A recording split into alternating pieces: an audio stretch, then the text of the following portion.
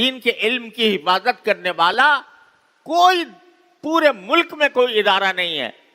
سوائے ان مدرسوں کے جو قومی خزانے پر ایک پیسے کا بوجھ ڈالے بغیر وہاں اربوں خرچ ہو رہے ہیں، اور اربوں خرچ ہونے کے باوجود ایسے لوگ تیار نہیں ہو رہے کہ جو ملک کو خود کفیل بنا سکیں، ایسے لوگ تیار نہیں ہو رہے جن کے پاس یہ مہارت ہو کہ ہمارے ہاں سونے کی کان نکلی ہے تو اس کان سے سونا برآمد کرنے کا کیا طریقہ ہوتا ہے، ان کو ابھی تک یہ پتا نہیں، لہذا غیر ملکوں سے معاہدے کرنے پر مجبور ہیں کہ ہماری کان ہے، تم نکالو، 50% سونا تمہارا ہوگا، 50 ہمارا ہوگا۔ اتنی یونیورسٹیاں قائم ہونے کے باوجود، اتنا اربوں روپیہ خرچ کرنے کے باوجود ابھی تک ہم یہ مہارت حاصل نہیں کر سکے ان یونیورسٹیوں کے ذریعے جس سے ہم اپنا سونا خود نکال سکیں۔ پیٹرول نکل رہا ہے، سونا نکل رہا ہے، لیکن ہم خود اس قابل نہیں ہیں کہ وہ سونا ہم خود نکال کر اپنے ملک پر خرچ کر سکیں، بلکہ اتنی بڑی دولت، سونے کی اتنی بڑی دولت، اس کا 50% حصہ باہر کی کمپنی کو دینے پر مجبور ہیں کہ تم نکالو آ کر، ہمیں نہیں آتا سونا کیسے نکالا جاتا ہے، تم آ کر نکالو، اور نکال کر جتنا سونا نکلے گا آدھا تمہارا ہوگا، آدھا ہمارا ہوگا۔ آپ یہ سمجھیے کہ ریکوڈک کا جو منصوبہ شروع ہوا ہے سونے کا، تو یہ ایسا ہے کہ اگر پورا سونا مکمل اگر ملک کو مل جائے تو ہمارے ہاتھ سے بھیک کا پیالہ ختم ہو جائے، لیکن ہم نے ابھی تک ان سارے نظام تعلیم کے اتنے زور و شور کے باوجود ایسے لوگ تیار نہیں کیے جو سونے کی کان سے سونا نکالنے کے قابل ہوں، لہذا غیروں کے ہاتھوں مجبور ہیں کہ 50% سونا تم لے جاؤ، تو بس خدا کے واسطے ہمارا سونا نکال لو، کم از کم آدھا مل جائے گا۔ وہاں تو یہ حال ہو رہا ہے۔ ان مدرسے کے نظام میں ایک پیسہ حکومت کا خرچ نہیں ہوتا۔ آپ ہر سال بجٹ دیکھتے ہو کہ بجٹ بنایا جاتا ہے پورے ملک کا، اس بجٹ میں ایک پیسہ دینی تعلیم کے لیے موجود نہیں ہے۔ وہ سارا یہ مدرسے اللہ تعالیٰ کے بھروسے پر عام مسلمانوں کی غیرت اور حمیت کے تقاضے سے الحمدللہ اپنے پاؤں پر کھڑے ہیں، اور بغیر ایک پیسہ لیے ہوئے یہ مدرسے خدمت انجام دے رہے ہیں۔ کیا خدمت انجام دے رہے ہیں؟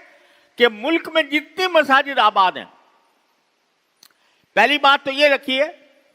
کہ ہماری پوری تاریخ میں مجھے یاد نہیں ہے، ہو سکتا ہے کوئی میرے علم میں نہ آیا ہو، لیکن مجھے یاد نہیں ہے کہ پوری تاریخ میں حکومت کی طرف سے کوئی ایک مسجد تعمیر کی گئی ہو، حکومت نے کوئی مسجد تعمیر کی ہو۔ جتنی تعمیرات ہیں مسجد کی، جتنی مسجدیں قائم ہیں، وہ سب مسلمانوں نے اپنے پیسے سے بنائی ہے۔ پھر ان مسجدوں کو آباد کرنے کے لیے، ان میں نمازیں پڑھانے کے لیے، اس میں دین کی بات بعض کی صورت میں لوگوں کو سمجھانے کے لیے کوئی ایک آدمی ایسا نہیں ہے جو کہ نئے نظام تعلیم سے نکل کر آیا ہو اور اس نے آ کر مسجد کا نظام سنبھالا ہو، مسجد کی نمازوں کا انتظام، مسجد کے اندر جمعہ کا انتظام، اور جمعے کے اندر لوگوں کو دین سے باخبر کرنے کا انتظام، سب کچھ کہاں سے ہو رہا ہے؟ وہ صرف یہ مدرسے انجام دے رہے ہیں، اور ان سے جو علماء بن رہے ہیں تنہا وہ ہیں جو اس ملک میں الحمدللہ دین کی حفاظت کر رہے ہیں۔ اور ابھی میں کچھ دنوں پہلے مجھے سوات کے علاقے میں جانے کا اتفاق ہوا، تو ہم ایک ایسی جگہ ہمیں جانا تھا، کچھ لوگوں نے دعوت دی تھی وہاں پر آنے کی، کہ اس کا جو راستہ تھا وہ انتہائی دشوار گزار تھا، پکی سڑک نہیں تھی، کچی تھی، پہاڑی علاقہ تھا، اور پہاڑی علاقے میں بعض جگہ گاڑی جو ہے پتھروں پر سے چل کے جا رہی تھی۔ تو وہ جو انتہائی دشوار گزار علاقہ تھا پہاڑ کے اوپر، وہاں پورے راستے میں ہم نے دیکھا نہ کوئی بازار تھا، نہ کوئی دکان تھی، نہ کوئی اسکول تھا، نہ کوئی ہسپتال تھا، لیکن آبادیاں تھیں، مکان تھے، کچے پکے مکان بنے ہوئے تھے،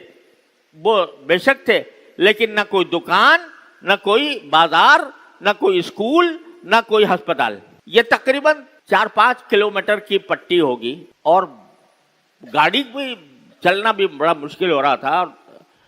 بہت ہی دشوار گزار علاقہ تھا۔ اس پورے علاقے میں دیکھا کوئی چیز نہیں تھی، لیکن 2 مسجدیں تھیں راستے میں، اور ان مسجدوں پر بورڈ لگا ہوا تھا، مدرسہ تعلیم القرآن، اس کے اوپر لگا ہوا تھا۔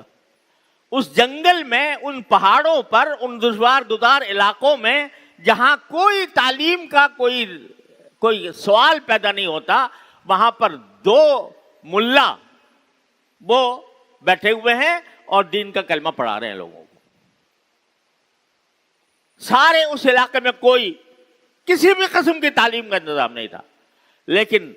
2 مدرسے تھے، وہ مسجدیں تھیں، مکتب تھا، تو وہ اپنے علاقے کے بچوں کو قرآن پڑھا رہے تھے، ان کو دین کی بنیادی باتیں سکھا رہے تھے۔ اور کوئی جگہ ایسی نہیں تھی جہاں الف باتا بھی پڑھائی جاتی ہو، لیکن وہ اپنی جگہ بیٹھا ہوا، وہ اپنے دین کی خدمت انجام دے رہا تھا۔ وہ روٹی سوکھی کھا کر، موٹا جھوٹا پہن کر، اپنے قربانیاں دے کر وہ قرآن کی خدمت میں مشغول تھا۔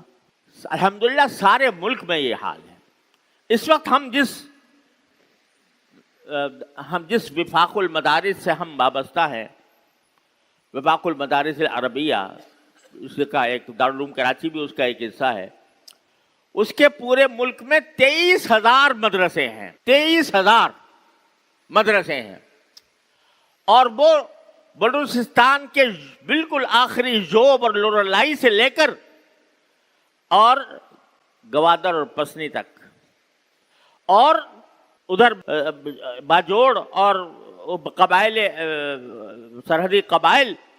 سے لے کر کراچی اور کیماڑی تک، ہر جگہ، ہر بستی میں پھیلے ہوئے ہیں الحمدللہ۔ ایک پیسہ ان کے اوپر گورنمنٹ کا خرچ نہیں ہوتا، نہ ہم گورنمنٹ سے مانگتے ہیں نہ لیتے ہیں، اگر دے بھی تو نہیں لیں گے۔ لیکن یہ ساری خدمت انجام دے رہے ہیں کون؟ یہ مدرسے کے لوگ، ان مدرسے کے فارغ التحصیل، ان کے پڑھنے والے، اور یہ جا کر دین کا کلمہ بلند کر